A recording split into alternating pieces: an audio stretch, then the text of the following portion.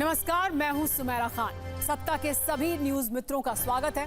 सबसे पहले सत्ते पे सत्ता, यानी 7 खबरें और दिलचस्प जानकारियां एक साथ। आज पहले मथुरा के श्री कृष्ण जन्मभूमि और शाही ईदगाह मस्जिद केस पर आए हाई कोर्ट के उस फैसले की खबर जिसे हिंदू पक्ष अपनी जीत बता रहा है।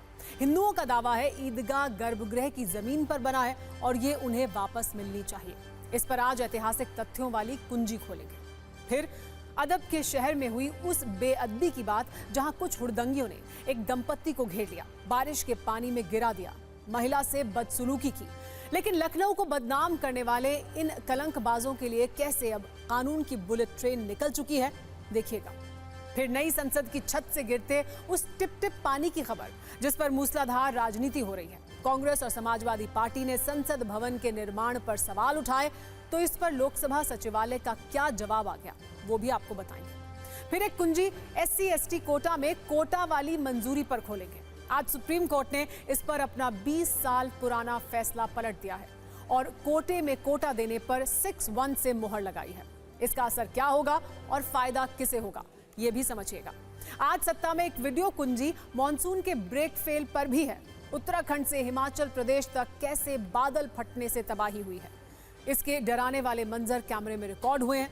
फिर आपको वायनाड वाली आपदा का अपडेट भी देंगे, जहां आज राहुल और प्रियंका गांधी पहुंचे हैं। एक बड़ी खबर युद्ध से जुड़ी हुई भी है, जिसमें इजराइल अपने दुश्मनों को चुन चुन कर मार रहा है। दावा है कि उसने 13 जुलाई को हमास के नंबर 2 रहे मोहम्मद दायफ को भी मार दिया, जबकि कल हानिया की मौत की खबर सामने आई थी। इस बीच मिडिल ईस्ट में युद्ध का खतरा देखते हुए भारतीय दूतावास ने अपने नागरिकों को तुरंत लेबनान छोड़ने को कहा है। और ओलंपिक से भारतवर्ष के लिए आज एक और शुभ समाचार आया है।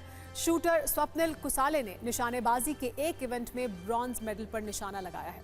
ओलंपिक में भारत के लिए ये तीसरा मेडल है और देश को अब तक तीनों ही पदक शूटिंग इवेंट्स में मिले हैं। सत्ता में सबसे पहले बात करते हैं इलाहाबाद हाईकोर्ट के उस फैसले की जो मथुरा कृष्ण जन्मभूमि से जुड़ा हुआ है और इसमें मुस्लिम पक्ष को बड़ा झटका लगा है, जबकि हिंदू पक्ष को ये उम्मीद मिली है कि मथुरा में विशाल और दिव्य मंदिर बनने का रास्ता धीरे धीरे साफ हो रहा है। आपको सबसे पहले सरल भाषा में ये बताते हैं कि आज मथुरा कृष्ण भूमि को लेकर इलाहाबाद हाईकोर्ट ने ऐसा क्या कहा जिसे मुस्लिम पक्ष के लिए झटका माना जा रहा है। अदालत के फैसले और हिंदू और मुस्लिम पक्ष के दावे को सिर्फ 7 पॉइंट्स में आप भी समझिए। सबसे बड़ी बात यह है कि इलाहाबाद हाईकोर्ट ने श्री कृष्ण जन्मभूमि केस में मुस्लिम पक्ष की याचिका खारिज कर दी है। इसमें मुस्लिम पक्ष ने ये मांग की थी कि हिंदू पक्ष की याचिकाओं को ना सुना जाए, क्योंकि ये 1968 के समझौते को तोड़ने जैसा होगा।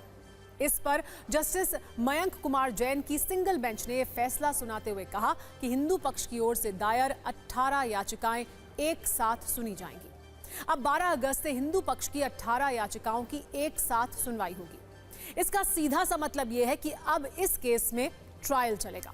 अपनी याचिका में हिंदू पक्ष ने शाही ईदगाह मस्जिद की जमीन पर मालिकाना हक बताया है। साथ में यहां पूजा का अधिकार दिए जाने की भी मांग की गई है। आपको बता दें कि यह पूरा विवाद 2.37 एकड़ जमीन को लेकर है, वो जमीन जहां मस्जिद है। इसको लेकर हिंदू और मुस्लिम पक्ष के अपने अपने दावे हैं।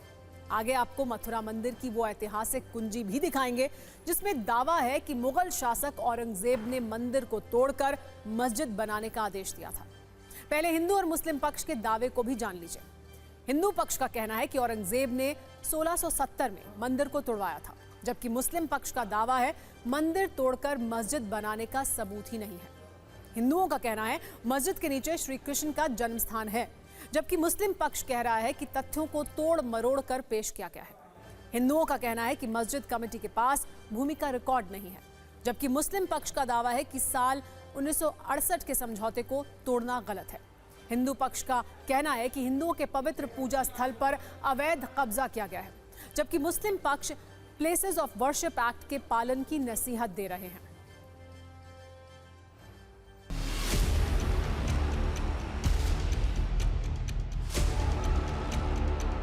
मुस्लिम पक्ष की याचिका खारिज हो गई 7/11 की और अब इस केस में ट्रायल होगा। हम सारे लोगों को ये अपॉर्चुनिटी मिलेगी हम अपनी एविडेंस लीड करें और इन द मीन टाइम जो एडवोकेट कमीशन के सर्वे पे इलाहाबाद हाईकोर्ट के आदेश पे रोक लगाई है माननीय उच्चतम न्यायालय ने, हम in the mean time honourable supreme court जाएंगे और स्टे वेकेशन की मांग करेंगे। साथ ही साथ इस ऑर्डर के खिलाफ सुप्रीम कोर्ट में कैविएट भी दाखिल करें। उच्च न्यायालय के माननीय न्यायाधीश जी ने माना कि मुकदमे चलने योग्य हैं, जबकि हमारा कहना यह था कि मुकदमे चलने योग्य नहीं है।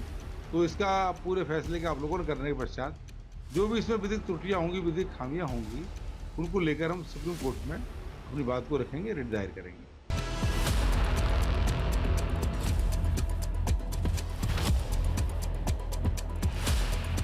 आज माननीय न्यायालय का जो ऐतिहासिक फैसला आया है वो बहुत ही सराहनीय है। सभी हिंदुओं ने, सभी सनातन विश्वासियों ने एक दूसरे मिठाई खिलाकर और रंग लगाकर खुशी का इजहार किया है। माननीय न्यायालय ने स्वीकार कर लिया है कि ये सभी 18 मुकदमे चलने योग्य हैं।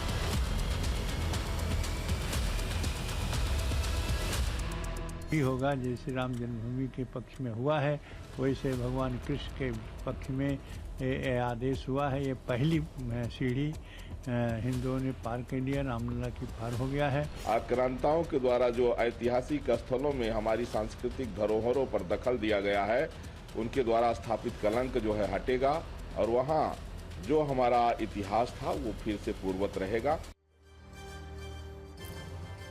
दरअसल ये पूरा विवाद मथुरा में 13.37 एकड़ जमीन को लेकर है, जिसमें करीब 11 एकड़ जमीन पर श्री कृष्ण जन्मस्थान मंदिर है, जबकि 2.37 एकड़ जमीन पर शाही ईदगाह मस्जिद है। लेकिन हिंदू पक्ष का दावा है कि मस्जिद मंदिर को तोड़कर बनाई गई है, इसीलिए जमीन हिंदू पक्ष को दी जाए। हिंदू पक्ष ने कोर्ट में जो याचिका दायर की है, उसमें कई चौंकाने वाले और दिलचस्प दलीलें सामने रखी हैं। हिंदू पक्ष के मुताबिक शाही ईदगाह मस्जिद के नीचे भगवान का गर्भगृह है। मस्जिद में मंदिर होने के प्रतीक मौजूद हैं। इन्हीं प्रतीक में से एक है स्वास्तिक का चिन्ह। इसके अलावा शाही ईदगाह में हिंदू स्थापत्य कला के सबूत भी मौजूद होने के दावे किए गए हैं।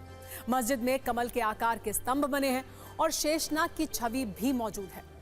आज इस खबर पर रिसर्च करते वक्त हमें एक ऐसी किताब मिली जो हिंदू पक्ष के दावों को और पुष्ट करने का काम करती है और इसे हिंदू पक्ष ने अपनी दलीलों में भी इस्तेमाल किया है।